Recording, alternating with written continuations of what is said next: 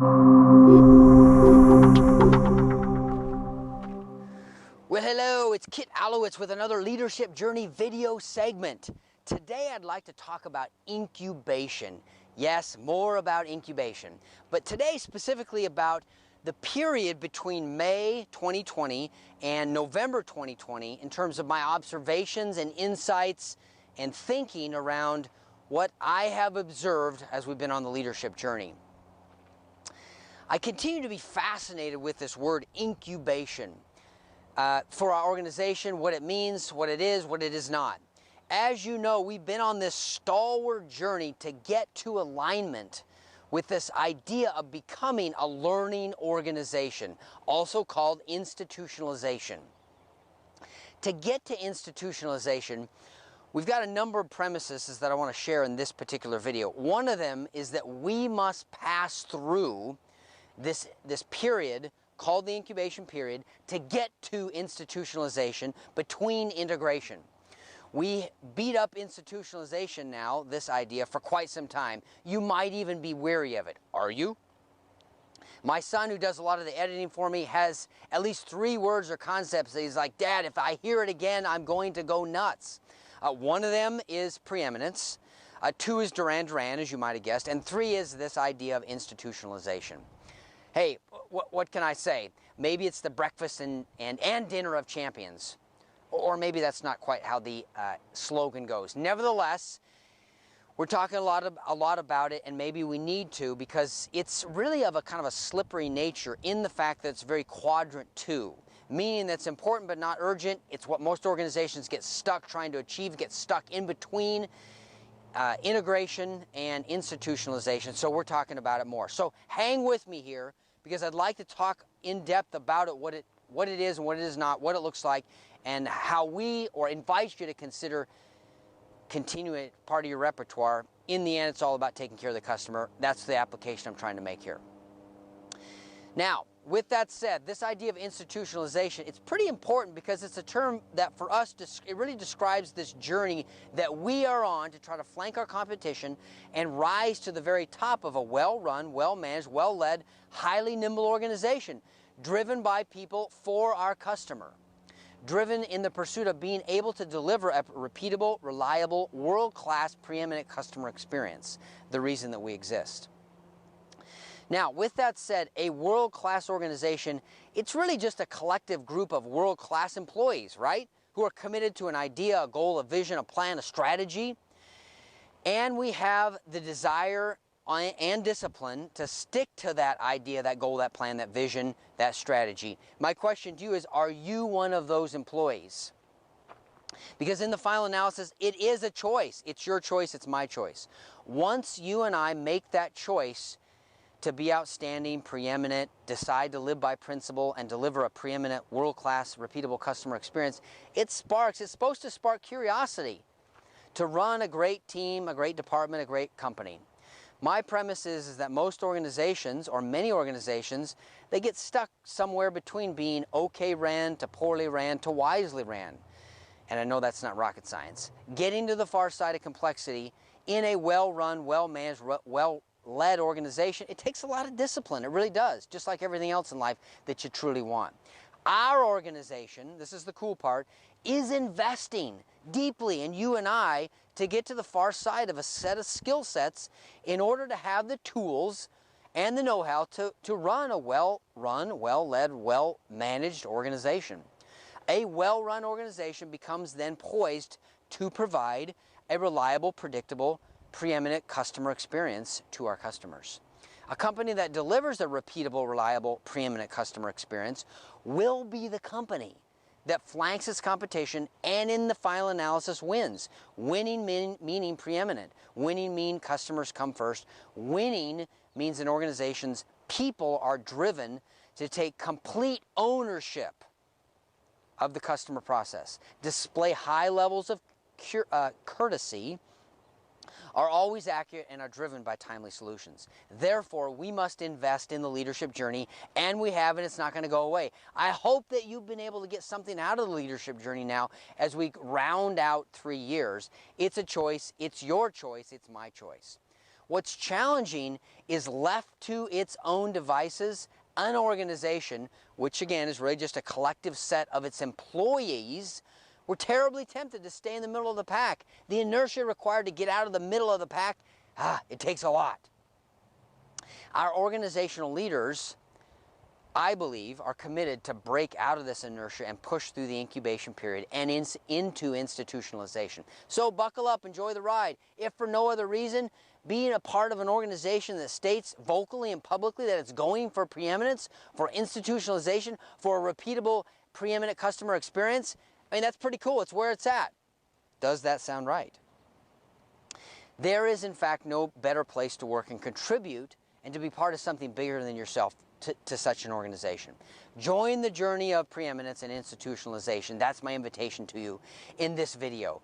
Institutionalization is in fact the last I in the LEAD program's process to achieve maximum organizational output. We, the people of Anderson Hauser Sales Center, have declared that we seek such a place of institutionalization. Now, the three I's, internalize, integrate, and institutionalization, they don't necessarily happen or get there as part of some sort of sequential process for organizational improvements. However, we do know that to achieve institutionalization, the people that make up the organization must apply principles at the internalization stage and the integration stage. That's what we've been beating up and working on for so long. We have been working on this as a collective group of leaders and employees applying the principles. In the final analysis, we want to prevent problems. Now, as you probably have observed, maybe you have, maybe you haven't, this has actually proved pretty hard, both to achieve and to even recognize how deeply are we each internalizing and integrating principles. Perhaps it's a bit like an analogy of a person who has, let's say, high cholesterol, and they decide to eat wiser, make better food choices, and even exercise, but they may, in fact, in most cases, not even feel or recognize in the beginning if their cholesterol is going down for a period of time until they actually go get it tested. You and I might be making improvements, but not necessarily see it in the day-to-day, but it will show up over time, because you know that your efforts will pay off if you follow a process and understand a framework. We know, in fact, unequivocally, that if you follow or understand a framework and follow a process, you will, in fact, get better results. That's what we're going for. Lower cholesterol will come for the individual willing to stick to his plan, his or her plan, and follow through. The same thing applies in terms of organizational improvements. They'll be available for us if we're committed to stay on the plan, follow the framework, understand the process, and live by principle. We, as a leadership learning group, as well as many of our fellow additional Anderson Hauser Sales Center employees, maybe that aren't, quote, officially on the journey, we've been feverishly working to define, practice, internalize, be consumed with, and get to this place of frequency of practicing the principles during integration, internalization, institutionalization. My question to you is, are you one of those folks? Okay, so incubation. What have we learned from May 2020 to November 2020 in terms of incubation and what it looks like?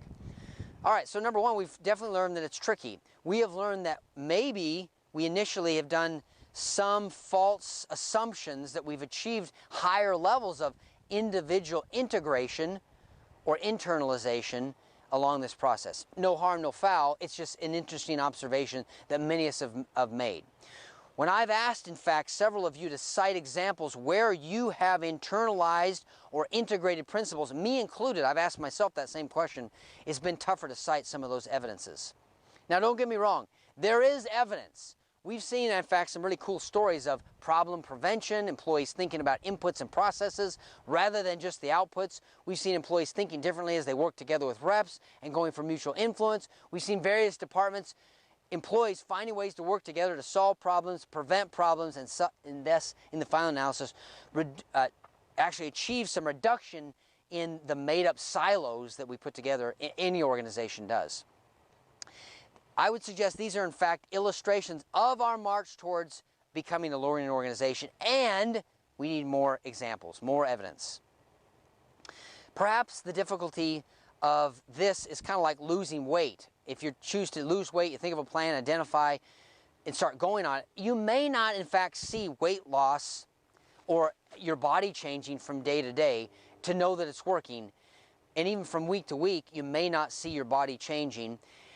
And so sometimes it can be hard to really cite, is it working? You know that it's in fact working, let me suggest though, because you're following a process. You may even be losing pounds per day, but you may not see it show up in your body. But the crazy part is if you understand a framework and you follow the process, even though it may be difficult, it will work over the long haul. And in fact, what's crazy, you may wake up on day 43, and as a result of your disciplined, regimented weight loss plan, you look different on day 43. The key to day 43 was the previous 42, where the rigor was applied, the relentlessness was upheld. You understood the framework, and you followed the process, and thus you got the results that you sought. That, my friends, is where we're going with institutionalization. Through the channel of incubation, with internalization on one side of the channel and integration on the other side of the channel, as we provide fuel for the boat, practice our boat navigation skills, trust in our compass, apply rigor and relentlessness, the boat will make it through or past the channel and into open water, what we're looking for. I'm full of analogies today. Incubation and institutionalization, they're in fact connected in that in the end, we seek the wisest organizational culture possible, with the beginning being the infamous individual consciousness. It is literally the last before the first, as the analogy goes.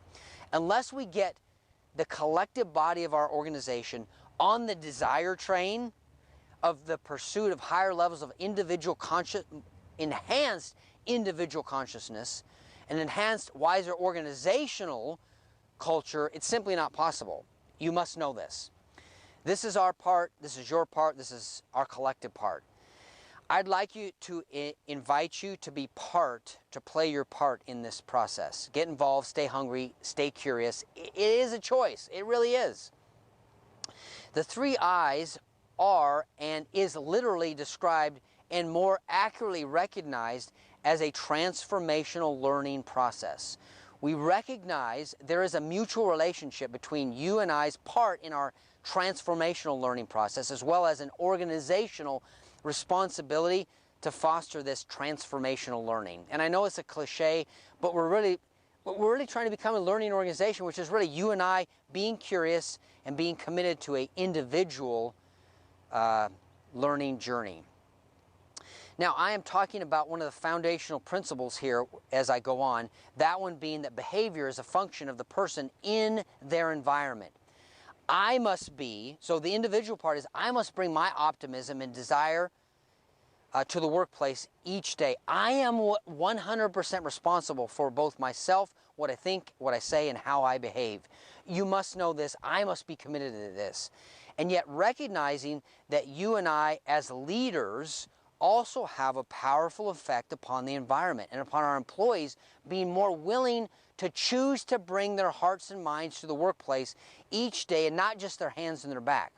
This is for you and I to figure out and code, quote, code wiser during the incubation process. What you say, what you think, and how you behave, the level of attention and desire that you bring to the internalization process of internalizing principles plays into the part or plays into the environment you create for yourself, and then if you have direct reports, for those who report to you, to be able to really make the environment and individual consciousness work together to maximize a learning organization. This then has a very important causational relationship to the type of preeminent customer experience we individually and collectively offer to our customers. Therefore, we exist in the end to collectively offer world-class products and services to our customers to solve some of the world's biggest challenges, right? And we all know this. The work we do at, quote, home, meaning home in our workplaces, the effort we take to internalize and integrate principles in the workplace, preventing problems from forming, this is the way that we get to the far side of complexity with this idea of institutionalization. We must pass through the incubation period process to get there. Pay the price, be curious, allow principle adoption to guide your way for problem prevention.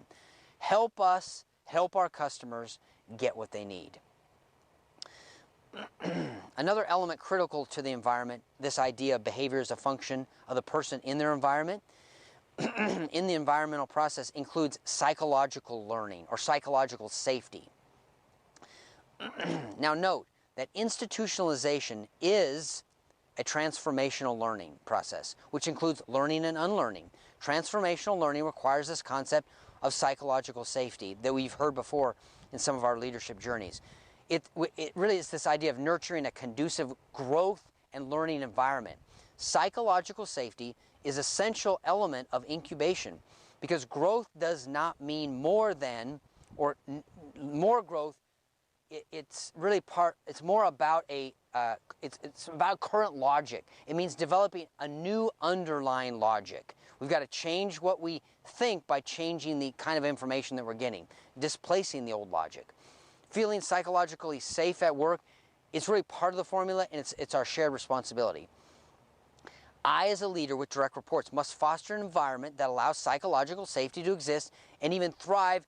And you, as the leader, someone without direct reports, the other side of the coin, are still very much part of the leader process to really make this process work.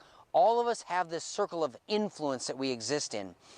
Within our circle of influence, we can have great impact on psychological safety, learning environment, taking responsibility for our learning. So show up, be curious, bring wisdom, bring maturity, bring a commitment to prevent problems by being committed to internalize principles. Now what's interesting is that if both parties, both those with reports and without direct reports, if they'll bring their game to the incubation period, we bring the possibility of our organization to providing, yet again, a preeminent customer experience to our customers. Again, the reason that we exist. We're doing all of this learning, all of this journey to help our customers succeed because that's why we're here, that's why we exist. So let me reiterate, incubation, what I've observed is that incubation, it's a time frame between integration and institutionalization that it really feels like a transitory period. During the incubation period, a collective sense of the laboratory conditions exist, and yet it's really a mindset. That's really what it boils down to. This whole thing is a mindset. This mindset is really meant to ease anxieties by maintaining a collective and challenging environmental condition period that is conducive to organizational development. Now, I believe that I've even witnessed some examples and illustrations during this period between May and November where we as an organization, some of our leaders, have really made it more okay for us to feel safe, explore, internalize, and try to get better. Therefore, we're doing all sorts of things to help stimulate this, right? We're doing functional meetings, cross-functional meetings, process team exploration. We've done tons of stuff with the learning buddies. We've done tons of videos trying to introduce or inject new learning so you have something new to think about so you can change how you think. We are trying to generate new thinking, new relationships, new innovative dimensions, new synapses, new knowledge. For as you know, knowledge is the prelude to change, as well as if we think differently, we'll do differently, and we've got to have something new to think about in order for all that process to happen. Now, let me create just for a minute another mental image that's going to blow your mind. I'm taking this from Matt Trudkowski that he's talked about before, trying to bake this idea or this concept of incubation. Visualize, if you will, a series of 7 concentric rings or circles, each fitting inside the other and all sharing the same center. From the smallest to the largest, the rings, they're labeled. And here's the labels: needs, values, beliefs, and assumptions, mutual purpose, guiding principles, internalization, integration, and finally institutionalization. This image illustrates that the 7 rings have an emergent and independent relationship to each other. Picture then a region located between the 2 outer rings, integration and institutionalization. This is meant or represents the concept of incubation. This incubation region, it's not a ring, it's a field or a space that surrounds the first 6 concentric circles and connects integration and institutionalization rings together. This image illustrates that incubation, it really acts like a protective barrier around integration, just like an incubation apparatus controls the environment and protects everything inside from the outside environment. Let me go a little bit deeper here. Incubation, it protects the ongoing process of internalization and integration while simultaneously facilitating the growth and development of the institutionalization or learning organization process. In other words, incubation is the laboratory condition that insulates integration stage and incubates the incipient stage of the institutionalization process. I know this is kind of crazy and deep, and this is exactly why most organizations don't go after it. Because it's kind of like getting to the moon. It takes a lot of thought through it and a lot of intentionality to make it happen. Incubation it's not a specific stage with a specific set of standard processes to make it work, but it does take a very intentional state of affairs to work. Incubation, it's a state of mind, which is the collectively shared, supported process, and it essentially suspends unwritten rules and dissolves imaginary silos that we tend to create in our head, and that these silos threaten to restrain our cross-functional and hierarchical alignment that we're going after. Thus the important nature of this incubation process. We got to tear down some of those silos and work together cross-functionally and hierarchically to achieve this learning organization. Okay, incubation, it provides also, as I've reiterated before, psychological safety to protect you and I and groups from the negative effects of cognitive dissonance and cultural disturbance. To work effectively, incubation must be intensely acknowledged, widely accepted, and constantly articulated. As a psychological concept, incubation must be internalized, therefore, just like you would internalize any sort of principle. Consider that the incubation period is a fantastic period to take advantage of you personally internalizing principles into your repertoire. Because as the train rolls, we do have immense control and immense opportunity in this space within this circle of influence at work to get better, to get wiser, and at times it may feel like we have some limitations. Because here's the crazy thing, we have the greatest degree of control around this idea of becoming an individual and organizational learning entity at the internalization stage, because that's where we're working on ourselves. We have less control at the integration stage, and we have the least amount of control in the institutionalization stage, because that's where we have to work together in uncharted waters. This reality is not well understood, as I think you probably heard, or at least we've iterated a lot on this learning journey. It's not respected by a lot of these leader-centric organizations under the influence of the industrial paradigm of leadership, because it goes much broader. All of us are leaders, so we've got to get away from this idea that there's just leaders. All of us are leaders. Some of us have direct reports, some of us do not. It is very much a reality that this incubation period, it's really necessary. An incubation period, it protects or maintains the laboratory conditions that have emerged from this personal integration, internalization, and functional process.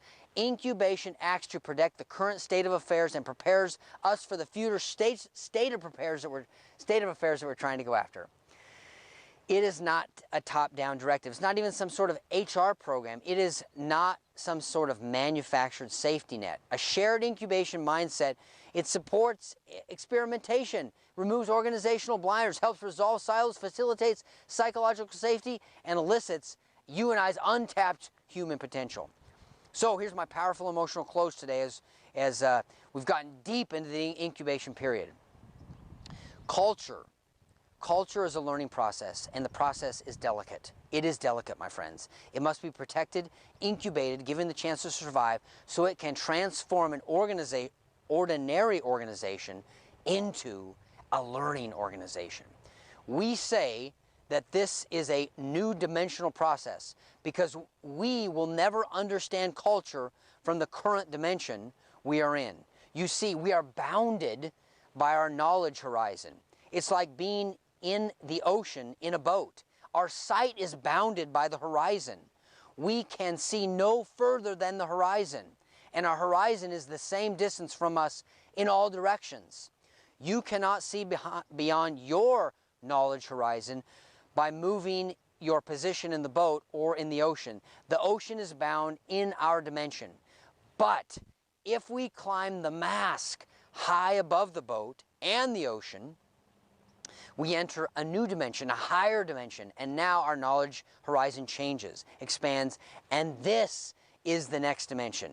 So my invitation to you is stay on the train to climb the mast in your boat to change your horizon. Otherwise, we're going to be stuck right where we are.